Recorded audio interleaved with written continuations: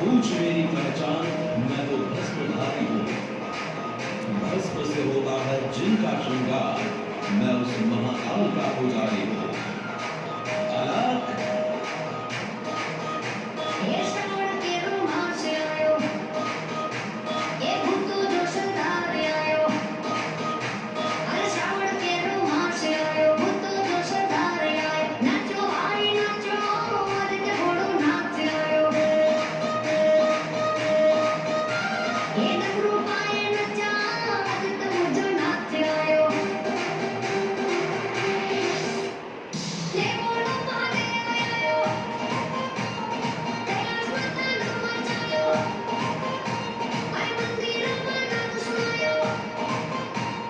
नाचो भाई नाचो આજે ઘોડો નાચ આયો નાચો ભાઈ નાચો મુખિયાનો પગાર આયો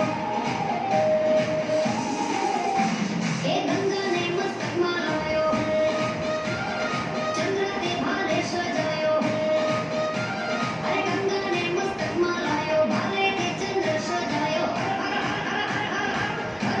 મહાદેવ આયો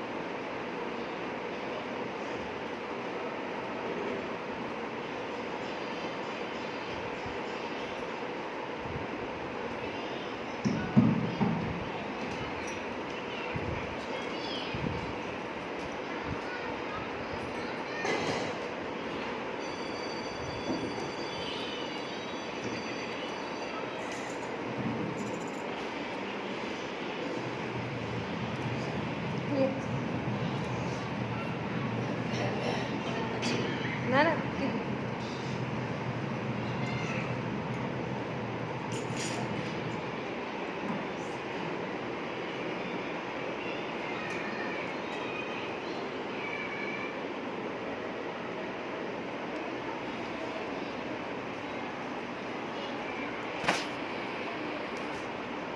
તમામ હશે હા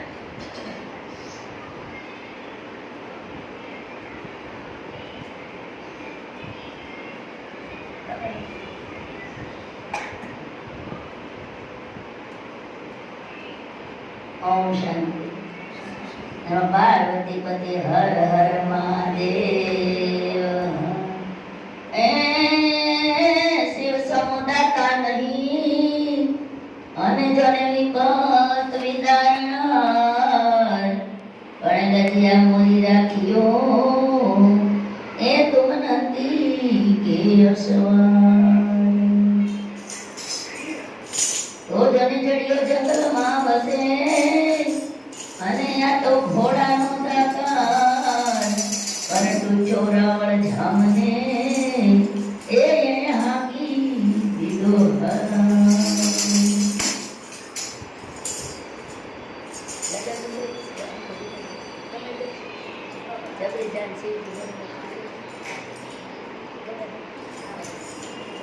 આવી આવી છે જબરી જાન શિવજી પરણે છે આવી આવી છે જબરી જાન શિવજી પરણે છે એ આવ્યા બ્રહ્માની સાથે ભગવાન શિવજી પરણે છે આવ્યા બ્રહ્માની સાથે ભગવાન શિવજી પરણે છે હીરા માણેકને ફૂલડાના તોરણ ઝૂલે હીરા માણેકને ફૂલડાના તોરણ ઝૂલે રચો વિશ્વકર્માએ મંડપ મોગા મૂલે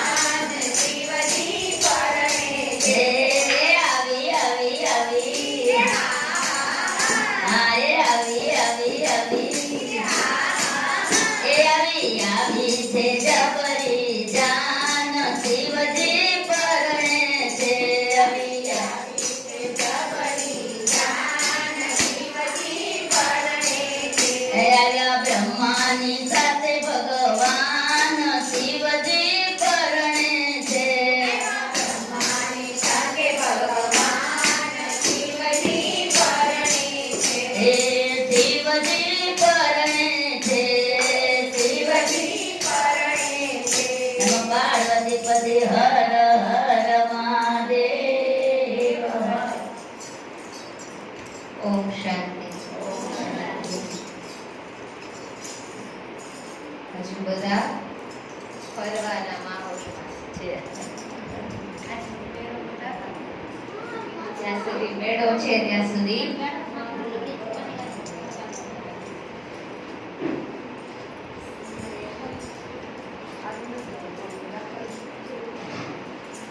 આત્મા પાર્વતીને એક બાજુ લે જેન્ટ્સ બાબા ભોળાનાથ અમર કથા સંભળાવી રહ્યા છે. 3 સોમવાર સુધી આપણે બાબા ભોળાનાથે પાર્વતીને કઈ કથા સંભળાવી, કઈ કથાનું શ્રવણ કરાવ્યું અને કઈ કથા સાંભળવાથી આત્મા પાર્વતી અમર બની. કથા સાંભળવા માટે લાયકાત શું? કથા સાંભળવાની શરત શું? લગભગ બાબા અડધી કથા મૈયાને સંભળાવી ચૂક્યા છે. અડધી કથા આજે પૂરી કરવાની છે. બાબા મૈયાને ધ્યાનસ્થ સ્થિતિમાં કથા સંભળાવી રહ્યા છે. મૈયા ઓકારો ભણતા ભણતા નિંદ્રા દેવીને અધીન થાય છે. એ સમયે અમુક કથામાં શુકજી બતાવે પોપટનું બચ્ચું, અમુક કથામાં કબૂતર બતાવે. એટલે આ છે શાસ્ત્રોનું મિક્સિંગ. ગયા વખતે બતાવ્યું કે અંગ્રેજો ભારતમાં જ્યારે પ્રવેશ્યા, ભારતની ગુરુ પ્રણાલી, ગુરુ પ્રથાને તોડી ભારતના ધર્મશાસ્ત્રોને સળગાવ્યા. ત્યાર પછી જે શાસ્ત્ર લખાયા અને એ લોકોએ જે મિક્સ ખીચડી કરીને કોપી કરીને આપી, તો અહીંયા બે વાતો આવે છે કે મૈયાની જગ્યાએ પોપટનું બચ્ચું હુંકાર ભણે છે, અથવા કબૂતરની કહાની છે કે અમર બની ગયા અને પોપટના બચ્ચાએ કથા સાંભળી. એ જ શુકદેવજી તરીકે કોઈ 12 વર્ષ બતાવે, કોઈ 16 વર્ષ બતાવે. શુકદેવજી માતાના ગર્ભમાં 12 વર્ષ રહ્યા અને કોઈ બતાવે છે 16 વર્ષ રહ્યા. તો આ બધાનું આધ્યાત્મિક રહસ્ય છે. તો બાબા મૈયાને કહે છે, આગળ આપણે ઘણી સાંભળી લીધી કથા, આગળ જતા બાબા મૈયાને કહે છે કે જેમની બુદ્ધિ સાત્વિક હશે, કથાનું રસપાન કોણ કરી શકે? બાબા આ કથા બધાને નથી સંભળાવતા. આ કથા બાબાએ માત્ર મૈયાને સંભળાવવા માટે ત્યાં હિમગીરીમાં લઈ ગયા, કૈલાસ પર્વત પર લઈ ગયા અને ત્યાં એકાંતમાં કથા સંભળાવી. એકાંત, એકના અંતમાં ખોવાઈ જાઓ. એકાંતનો અર્થ કે એકના અંતમાં ખોવાઈ જાઓ. તો એ એક કોણ? એક સ્વયં બાબા ભોલેનાથ. તો બાબાની એકની યાદમાં ખોવાઈ જવાથી આત્મા અમરત્વ પદને પ્રાપ્ત કરે છે. પાર્વતી એટલે મેં બતાવ્યું કે આત્મા પાર્વતી, બાબા ભોલેનાથ, સ્વયં નિરંજન નિરાકાર ભગવાન. અત્યારે આપણે જે કથા સાંભળી રહ્યા છીએ એ બાબા ભોલેનાથ, ભક્તિની ભાષામાં આપણે ભોલેનાથ બાબા કહીએ, એમના મહાવાક્ય શ્રી ભગવાન વાચ. આ જ્ઞાનને અમર કથાના રૂપમાં લઈને સંભળાવવામાં આવ્યું છે. ગયા સોમવારે આપણે જેટલું સાંભળ્યું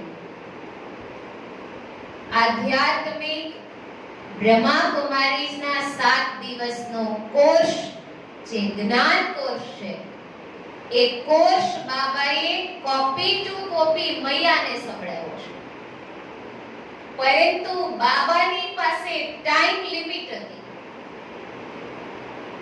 જે ટાઈમમાં બાબાએ અમર કથા પૂરી કરી એ ટાઈમ દરમિયાન બાબા છે એ આ કોર્સનો વિસ્તાર નથી કર્યો. તો બાબાએ કહ્યું કે જેમની સાત્વિક બુદ્ધિ હોય એ જ આ અમર કથાનું રસપાન કરી શકે. તો સાત્વિક બુદ્ધિ, રજસ બુદ્ધિ અને તામસિક બુદ્ધિ, જીવનની કેટલી અવસ્થાઓ છે? માનવ જીવનની અવસ્થાઓ કેટલી? કઈ કઈ?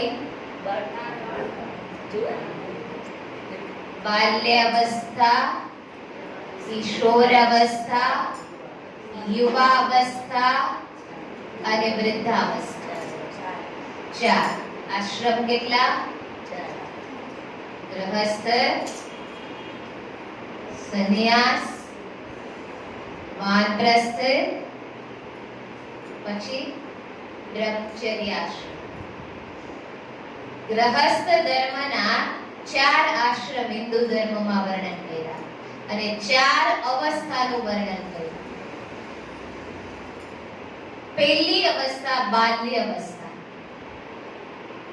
જ્યારે રામ અને શ્રી કૃષ્ણ જ્ઞાન પ્રાપ્તિ માટે ઋષિ મુનિઓના આશ્રમમાં જાય છે, એ બાલ્ય અવસ્થા છે. અહીંયા બતાવે છે બાબા મૈયાને બાલ્ય અવસ્થાનો મીનિંગ શારીરિક બાલ્ય અવસ્થા સાથે પણ છે અને આધ્યાત્મિક બાલ્ય અવસ્થા સાથે પણ છે. તો બાલ્ય અવસ્થા એક છે કે બાળક નાનું છે અને ભણવા જાય છે, અને આપણે છીએ કે આપણી ઘણી બધી ઉંમર થઈ ગઈ છે, છતાં પણ ભગવાનની ઘરે આવ્યા બાદ, બાબાના જ્ઞાનનો રસપાન કર્યા બાદ, નવા જન્મથી નવા કર્મ, નવા સંસ્કારો, નવો સ્વભાવ, આપણે નવેસર જીવન જીવવાનું શરૂ કર્યું. તો આ છે આપણો નવો જન્મ. તો એક આધ્યાત્મિક સ્ટોરી થોડી ધૂંધળી યાદ છે કે એક ભાઈને કોઈએ પૂછ્યું કે તારી ઉંમર કેટલી છે? એ કહે છે કે મારી ઉંમર 70 વર્ષની છે. તારી માની ઉંમર કેટલી છે? મારી માની ઉંમર 12 વર્ષ છે. માની ઉંમર 12 વર્ષ છે, પોતાની 45 બતાવે છે, માની 12 વર્ષ. તો કે તારા પિતાની ઉંમર? મારા પિતાની ઉંમર 6 મહિના. તારા દાદીની ઉંમર? દાદી ગોદમાં છે. તારા પરિવારજનો? તો કે હજુ ચાલુ છે. આનો મીનિંગ શું? પોતાની ઉંમર 45 વર્ષ છે, પોતાની માની ઉંમર 12 વર્ષ છે, પિતાની ઉંમર 6 મહિના છે અને દાદી ગોદમાં છે. પરિવાર માંડવે છે. સમજાયું?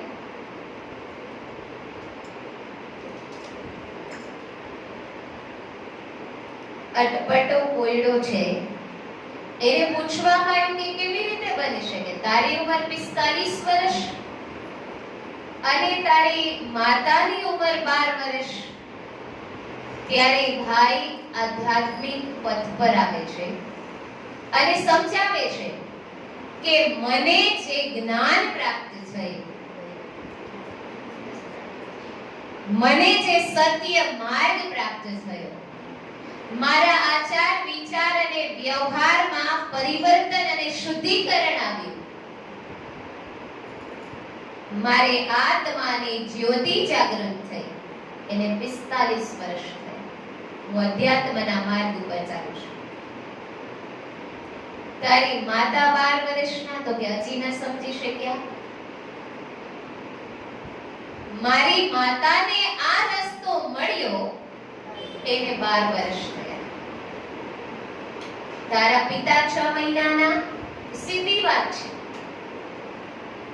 મારા પિતા હજુ હમણાં જ 6 મહિના થઈ જ આ રસ્તા ઉપર ચાલવા લાગ્યા છે.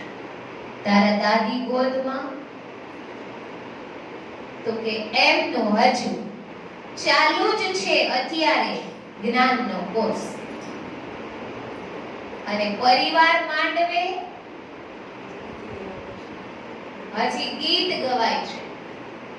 હું રોજે રોજ એની પાસે જ્ઞાનનું વર્ણન કરું છું, પરંતુ એમના ધ્યાનમાં કાંઈ આવતું નથી. તો બાલ્ય અવસ્થા એટલે એક શારીરિક બાલ્ય અવસ્થા અને એક છે કે અધ્યાત્મના પથ ઉપર આપણે ચાલીએ, બાલ્ય અવસ્થા. કિશોર અવસ્થા થોડું બાળક મોટું થયું, યુવા અવસ્થા અને વૃદ્ધાવસ્થા, આ 4 અવસ્થા. એમ આપણી બુદ્ધિ છે સતો પ્રધાન, સતો, રજો અને તમો. આ 4 પ્રકારની બુદ્ધિ છે. એમાં બાબા મૈયાને એમ કહે છે કે આ જ્ઞાન એ જ સાંભળી શકે કે જેમની બુદ્ધિ સતો પ્રધાન હોય, એમને જ શિવ તત્વની પ્રાપ્તિ થાય. અમર કથા જે લૌકિક રીતે હોય શિવપુરાણ, એમાં શિવ તત્વ કહેવામાં આવ્યું છે કે એમને જ શિવ તત્વની પ્રાપ્તિ થાય અને એ મહાન બની શકે, દેવાત્મા મહાત્મા બની શકે. પણ અહીંયા શરત એ છે કે એના માટે બુદ્ધિની સાત્વિકતા. સાત્વિક બુદ્ધિ શેનાથી બનશે?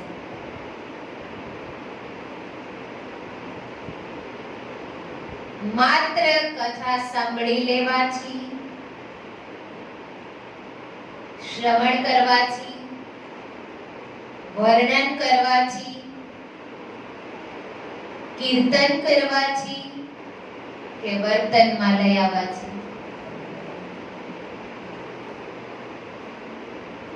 કીર્તન કર્યું પણ વર્તનમાં ન લાગ્યું, આચમન કર્યું પણ આચરણ ન સુધાર્યું, આ બધા પ્રકારના વંદન કર્યું પણ દિલની અંદર કોઈની વેદનાથી સ્પંદન ન થયું. એટલા માટે અખાએ કીધું તિલક કરતા 53 ગયા, જપમાળાના નાકા ગયા, કથા સુણતા ફૂટ્યા કાન, તો એ ન થયું બ્રહ્મ જ્ઞાન. તો આપણે ગાઈએ છીએ આત્માને ઓળખ્યા વિના રે લક્ષે 84 નહીં મટે. કેવી રીતે મટે? 84 જન્મના ફેરા કેવી રીતે મળશે?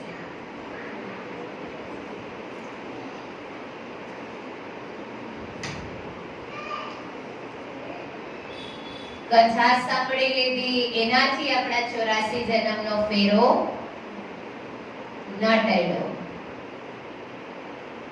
એક નાની એવી રચનાનું એડિટિંગ કરીને ગીત બનાવ્યું છે. આત્માને ઓળખ્યા વિના રે પ્રભુજી નહીં તો મળે હોજી. આત્માને ઓળખ્યા વિના રે પ્રભુજી નહીં તો મળે રે હોજી. ભ્રમણાને ભાંગ્યા વિના રે ભવર પાર નહીં તો કરાય હોજી. ભ્રમણાને ભાગ્યા વિના રે ભવ પાર નહીં કરાય હોજી. આત્માને પરમાત્માનું નિવાસ સ્થાન એક છે હોજી. આત્માને પરમાત્માનું નિવાસસ્થાન એક છે હોજી. એ તો એના ગુણો થકી ઓળખાય જો. એ તો એના ગુણો થકી ઓળખાય જો. આત્માને ઓળખ્યા વિના રે પ્રભુજી નહીં તો મળે હોજી. આત્માને ઓળખ્યા વિના રે પ્રભુજી નહીં તો મળે રે હોજી. દેવોને દાનવ રે કાયાથી સમાન છે હોજી. દેવો અને દાનવ રે કાયાથી સમાન છે હોજી. એ તો એના કર્મો થકી ઓળખાય જો. એ તો એના કર્મો થકી ઓળખાય જો. આત્માને ઓળખ્યા વિના રે પ્રભુજી નહીં તો મળે હોજી. આત્માને ઓળખ્યા વિના રે પ્રભુજી નહીં તો મળે હોજી. લેવતા ને દેવતા રે માનવ બેવ સમાન છે હોજી. દેવતા ને દેવતા રે માનવ દેવ સમાન છે હોજી. એ તો એના ઉદર દિલથી ઓળખાય જો. એ તો એના ઉદાર દિલથી ઓળખાય જો. આત્માને ઓળખ્યા વિના રે પ્રભુજી નહીં તો મળે હોજી.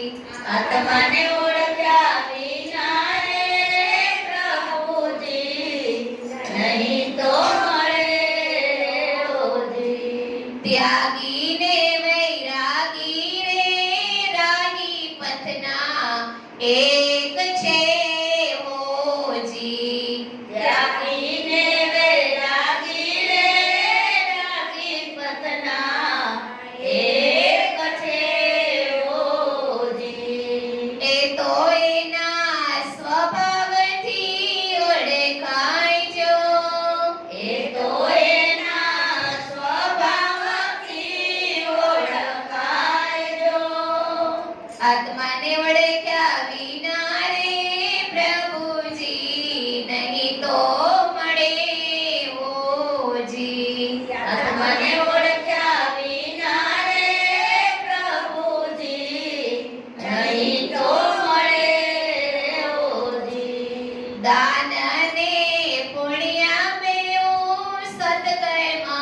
સમાન છે ઓજી. દાન અને પુણ્ય ને દેવું સત્ય કર્મ સમાન છે ઓજી. એ તો એના ભાવ ભાવનાથી ઓળખાય જો. એ તો એના ભાવ ભાવનાથી ઓળખાય. આત્માને ઓળખ્યા વિના રે પ્રભુજી નહીં તો મળે ઓજી.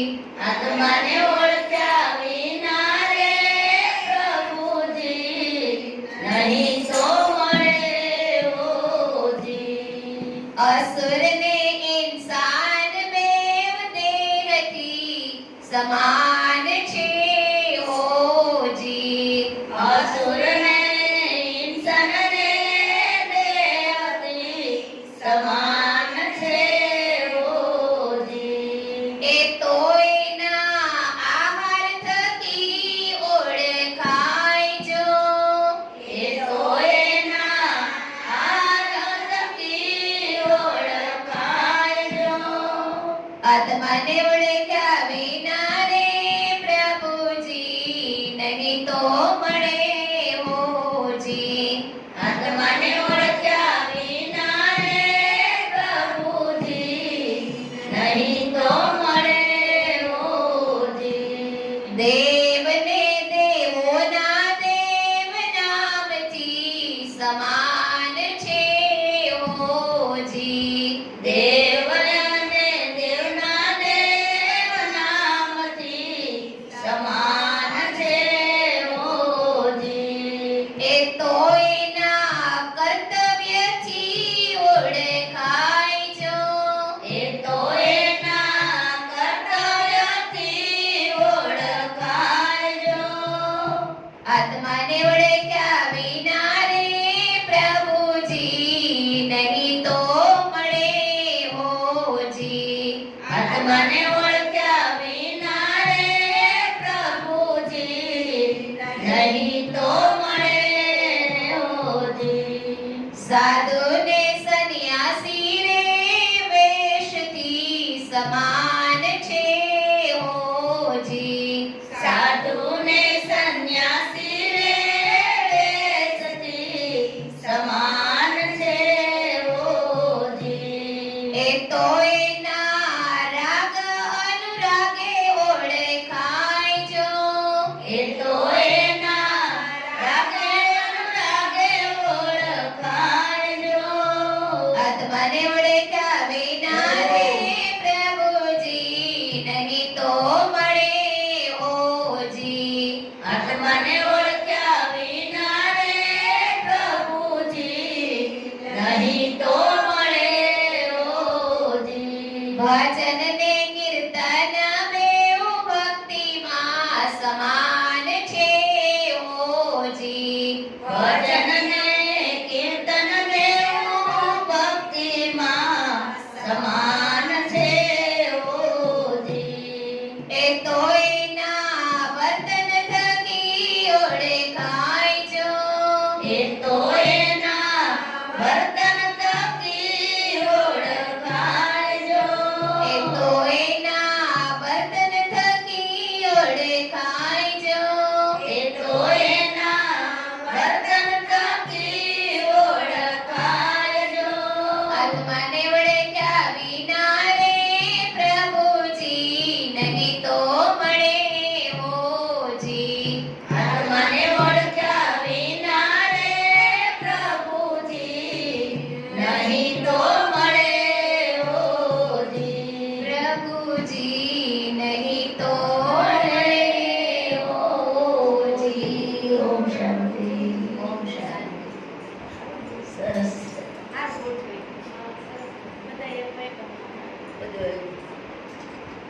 બાબા એમ કહે છે કે સત કર્મ સત બુદ્ધિ. તો આમાં જરૂરી છે આત્માને ઓળખવાની. તો આ ચાર અવસ્થા મેં બતાવી અને ચાર કેટેગરી બુદ્ધિ. સતો પ્રધાન, સત્વ બુદ્ધિ, રજો અને તમો બુદ્ધિ. અત્યારે બાબા સ્વયં જ્યારે ધરા ઉપર ઉપસ્થિત છે, દુનિયાનું વાતાવરણ તમસ બુદ્ધિ અને તમો પ્રધાન વાયુમંડળ. આવા સમયે બાબા અમર કથાનું રસપાન કરાવી રહ્યા છે, પરંતુ આ કથા સાંભળી કોણ શકે? બાબાએ કીધું કે આ કથા એ જ સાંભળી શકે જેની બુદ્ધિ સત્વ બુદ્ધિ હોય, સતો પ્રધાન બુદ્ધિ હોય. તો આપણે કથાનું શ્રવણ કરી રહ્યા છીએ.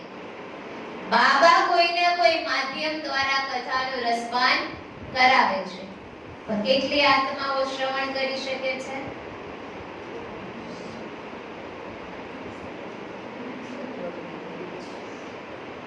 જેમની બુદ્ધિ શતો પ્રધાન છે એટલી આત્માઓ જ અહીંયા પહોંચી શકે છે. આટલામાં આત્માઓ નથી એવું તો નથી ને, પણ જે સત્વ બુદ્ધિ છે, બાબાની આ શરત છે કે એ જ આ કથાનું રસપાન કરી શકે. આગળ બાબા ધ્યાન મગ્ન સ્થિતિમાં મૈયાને કથા સંભળાવતા કહે છે, દેવી આ કથાનું રસપાન એ જ કરી શકશે અને એના કર્ણપટલ સુધી આ કથાના શબ્દ કે સૂર છે એ એના કર્ણપટલ સુધી પહોંચશે કે જેવો કોઈ પણ પ્રાણીની શ્રદ્ધાને ઘાયલ નહીં કરે, આહત નહીં કરે. અહીંયા કયો શબ્દ લખ્યો છે? કોઈ પણ પ્રાણી. કોઈ પણ પ્રાણીમાં આપણે આવીએ કે ને, કોઈ પણ પ્રાણી એટલે એમાં આપણે બધા માનવો શામિલ છે. કેમ કે માણસને પણ સમજદાર પ્રાણી કહેવામાં આવ્યું છે. પ્રાણી તો બધા, પણ એમાં માણસ પણ એક સમજદાર પ્રાણી કીધું છે. સમજદાર પ્રાણી, પણ કેટલા સમજદાર છીએ એ કોને ખબર છે? બાબાને તો ખબર જ છે. બાબા સિવાય કોને કોને ખબર છે?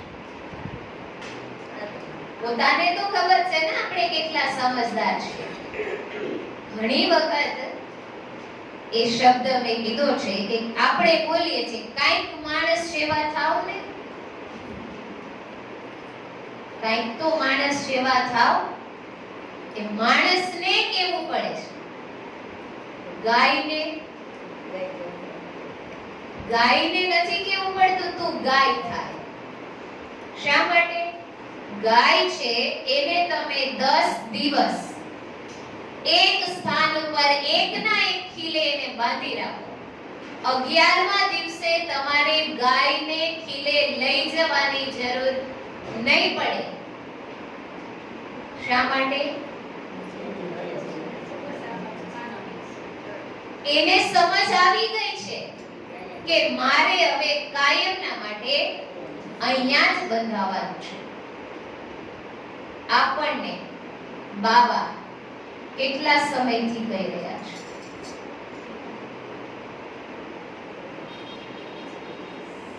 કેટલા જન્મથી આવી કથાઓ સંભળાવી રહ્યા છે, પણ આપણા જીવનમાં આ કથામાંથી કેટલા શબ્દ આવે છે? સપ્તાહમાં મેં વાર્તા સંભળાવી હતી, યાદ છે કોઈને? સપ્તાહ કરી હતી ત્યારે વાર્તા સંભળાવી હતી, છે કોઈને યાદ? કેટલા શબ્દ યાદ રાખવાના? ફરી આપણે રિપીટ કરીએ કે સપ્તાહમાં જઈએ, કથામાં જઈએ તો કાંઈ ન કરીએ 4-5 શબ્દ જીવનમાં લઈએ તો એનો ફાયદો કેટલો છે? એક ટૂંકમાં કહાની કહી દો તો એક ગામની અંદર મોટું નગર હતું. કોઈ 5-7 વડીલોને એવો સંકલ્પ આવ્યો કે આપણે આપણા ગામમાં ગાયો માટે સપ્તાહનું આયોજન કરીએ. ગાયો માટે જે કાંઈ ફાળો થાય એ ગાયોના ઘાસચારામાં વપરાય. તો 8-10 લોકોએ ભેગા થઈને નક્કી કર્યું હવે એ ગામની અંદર કથાનું આયોજન મોટા પાયે કરવું હતું, બધાને જમવાનું આયોજન કરવાનું હતું રોજે રોજ, તો એમાં ધનની પણ આવશ્યકતા તો પડે ને. તો એમાં એક ધનવાન, ખૂબ જ ધનવાન વ્યક્તિ હતા. આ 5-7 વડીલો જે કથામાં આગેવાન બન્યા, એમને વિચાર કર્યો કે ચાલો આ ભાઈની પાસે ધનની સગવડ છે તો એમને જઈને વાત કરીએ. એમની પાસે જઈને વાત કરી. એ ધનિષ્ઠ ધનવાન ભાઈ હતા. એ કહે છે કે પૈસા જેટલા જોઈએ એટલા લઈ જજો, પરંતુ મને કથામાં 1 કલાકે આવવાનો ટાઈમ નથી. 7 દિવસનો જમણવારનો ખર્ચો હું બધો એકલો આપી દઈશ, પણ મને એમ ન કહેતા તમે 1 કલાકે કથામાં આવજો. આ ભાઈઓએ કહ્યું કાંઈ વાંધો નહીં, તમને ટાઈમ હોય ત્યારે તમે આવજો, ટાઈમ મળે તો આવજો. કથાનું આયોજન થયું. 3 દિવસ કથાના ગયા. ચોથા દિવસે એ ભાઈને એમ થયું કે આટલા બધા મનુષ્યનો મેળાવડો મારા જ ગામના પાદરમાં